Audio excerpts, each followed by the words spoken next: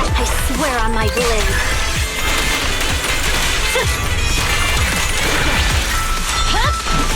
There we go.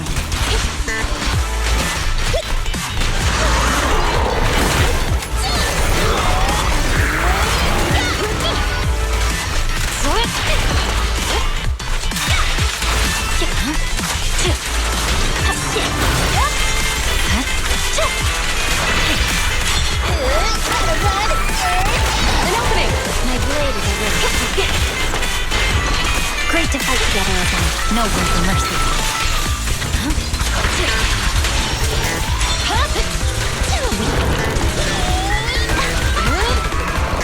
No restriction. Fire and go. You asked for it. Going all out. No forgiveness. Victory, the only option. Yeah.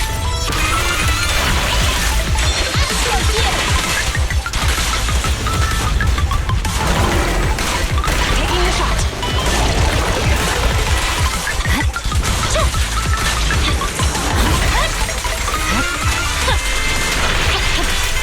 Let me give you a little taste.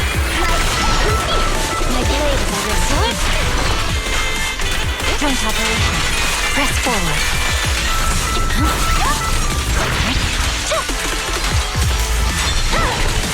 It's over.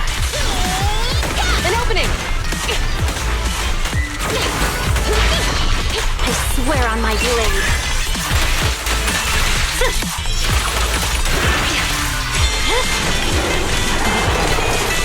Pressure K-22! Maximum firepower! The devil's all yours! Cease and desist! No forgiveness! Great to fight together again. One last offensive.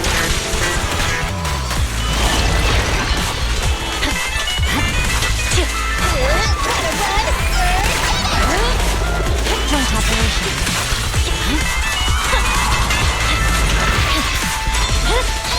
Taking the shot.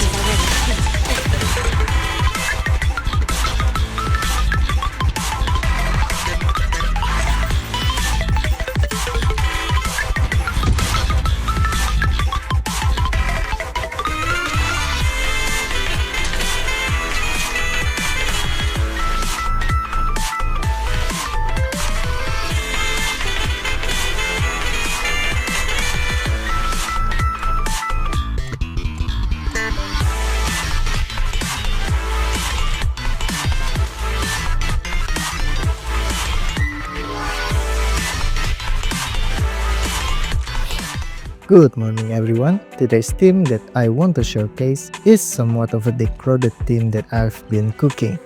Is this team a hidden gem? Or is it overcooked? Tell me your opinion in the comment.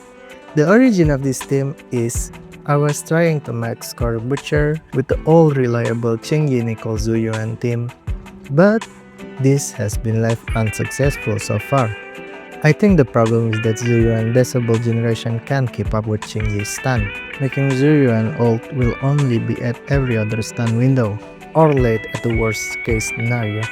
In this middle of my despair, I see the first buff and thinking, what if? So I switched Xingyi for Miyabi, with the idea that Miyabi will generate Decibels for Zhu Yuan, and while we are playing Miyabi, let's go all into the high bridge damage team, where Miyabi and Zhu Yuan damage will come from two sources, disorder and critical hits.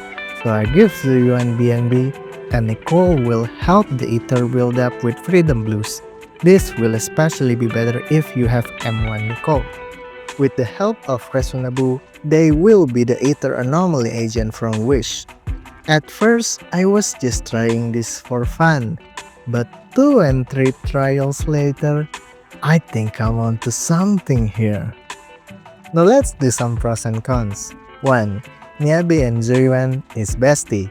They are in the same academy together, and hearing their unique voice line interaction is neat. And 2. Ether Anomaly is theoretically the strongest. Ether and Electric has the highest motion value between all the other elements. Although this doesn't mean that the disorder damage in this team will be high, Because the cons, the team has no focus. Because of the source of damage split between critical skill damage and disorder, the team is kinda hard to build around. And Zhu Yuan damage is not as high compared with Qingyi, and Miyabi Disorder damage also is not as high as with proper anomaly agent as partner. But somehow, this team gets more score than my Qingyi Nicole Zhu Yuan team. I guess it's an argument between damage per second versus damage per rotation. Is the team strong because there's Miyabi in it? Hard to say. So let's talk about the build a bit more detailed. If you have M6 Nicole, Miyabi crit rate cap will be around 53. More than that will be okay. 70 is as high as I am comfortable with. While Zhu Yuan, if you have her double engine, will be at 28. This is good to keep in mind to avoid damage loss from crit rate overflow. More than 90% crit rate gives too little of a DPS return. It can even become DPS loss if your crit rate is over 100. Then, let's talk about Zhu Yuan D6. Is it worth it to trade attack percent D6 to AM for 30% crit damage? I would say yes. Let me explain. Attack percent D6 will give more damage for Zhu Yuan, but to trigger corruption in the rotation with Miyabi, I find that AM D6 is comfier, at least for this fight. I spend less bullet on Zhu Yuan with AM D6 overall, but both options should be viable. BNB for preset will still be really good even without the 115 AM bonus. Zhu Yuan D5 will be attack or damage percent, whichever has the best substats.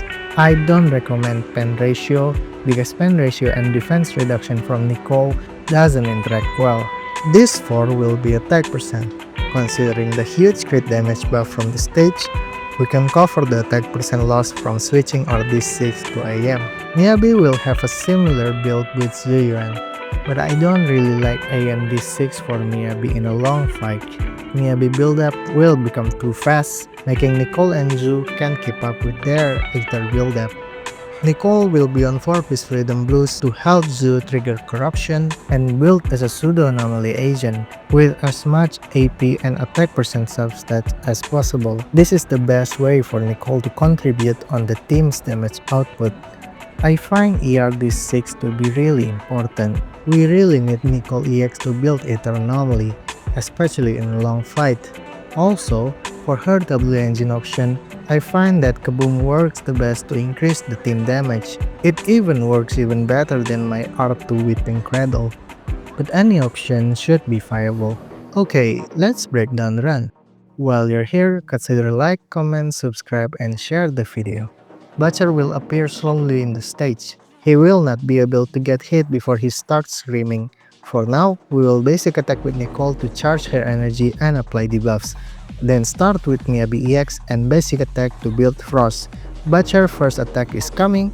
We trigger Evasive Assist with Zhu Yuan mid Miyabi attack animation for some Zhu Yuan bullets. Then we shoot one to Nicole basic attack for debuffs and energy, and back to Miyabi. Dodge the attack until we trigger Frost, to Miyabi hold basic, then to Nicole basic attack and hold EX. Nicole will contribute a lot on Aether anomaly buildup, so we will hold her EX as long as possible. Now let's review on Nicole EX. I basic attack first with Nicole so that I can generate a little energy, and then why choose the sitting Nicole EX? The alternate version of Nicole EX where she sits can be triggered by holding EX and doing a full circle on your analog stick. I did this with a controller, and I am honestly not sure how to do this in mobile and keyboard. The benefits are, Nicole is invincible in this state, making her hold EX safer, especially with how aggressive Butcher is. And the alternate version will trigger quick assist faster than the normal version. With how tightly scheduled the rotation is, this could make a difference. Now back onto the breakdown. We quick assist to Zhu Yuan and enhance basic until we trigger corruption. Then we stay with Zhu building Aether anomaly while Freedom Blues debuff still active. And the second reason for this is to wait for Butcher Yellow Glint so that we can defensive assist with Miyabi. Notice that here, Miyabi decibels is still not enough for ult, but with this defensive assist, her decibels goes from 2800 to ready for ultimate. So here, we will not waste time with the defensive assist follow-up and immediately ultimate, 30 seconds into the fight. This is a carefully planned ultimate that's created by some rotation crafting, decibels planning, and some experimentation with the boss. Thus, this can be consistently replicated. Now maybe you are wondering, is it wise to ult Miyabi outside of stun window? Well, with how fast this team decibels generation is, helped by the stage boss, it's actually better to trigger Miyabi ult ASAP. But for Zhu Yuan, we will only use her ultimate in stun window.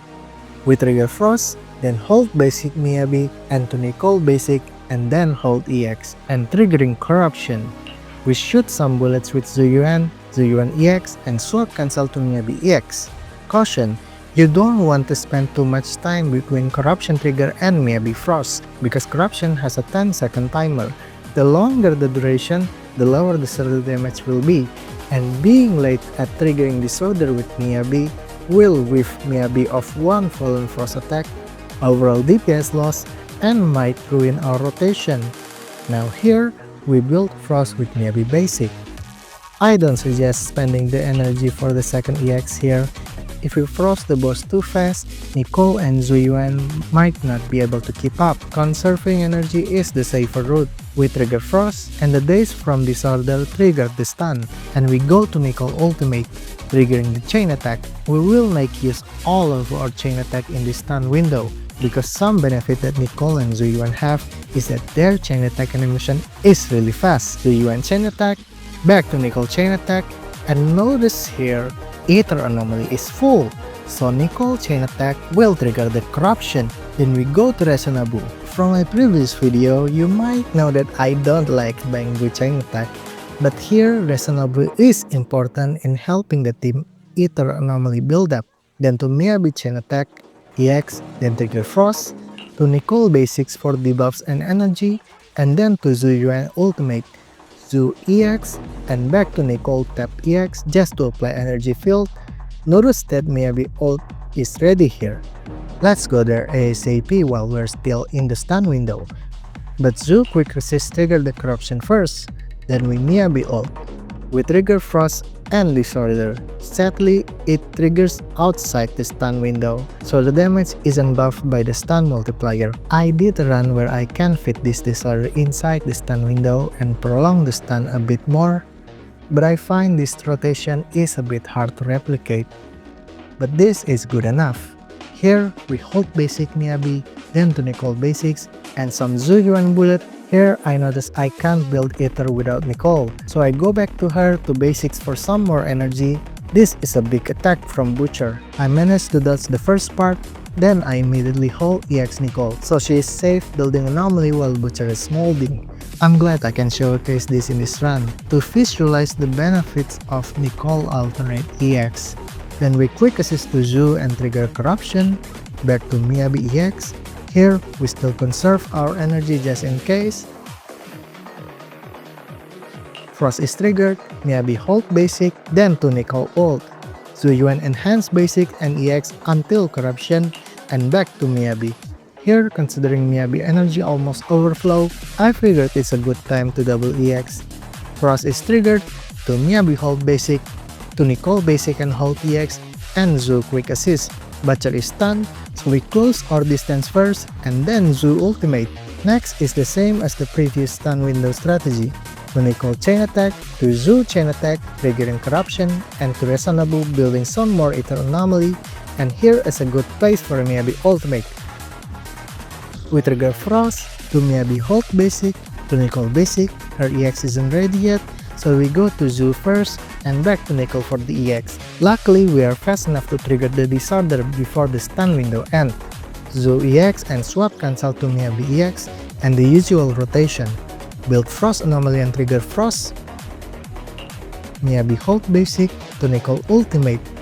Zhu enhance basic and EX until Corruption and back to Miyabi again. Here, I decide it's safe enough to use double EX. I reserve Miyabi energy because a lot of my other round brick because I ran out of interaction. We triggered Frost here to Miyabi hold basic, then Nicole basic hold EX, Zhu enhance basic until corruption, Butcher laser is coming, we will dodge it for a bullet, and Miyabi ult is ready. Here, you could say that it's better to basic with Miyabi a little bit more and ultimate inside the stun window. But my decision at the time is to just use the ultimate immediately.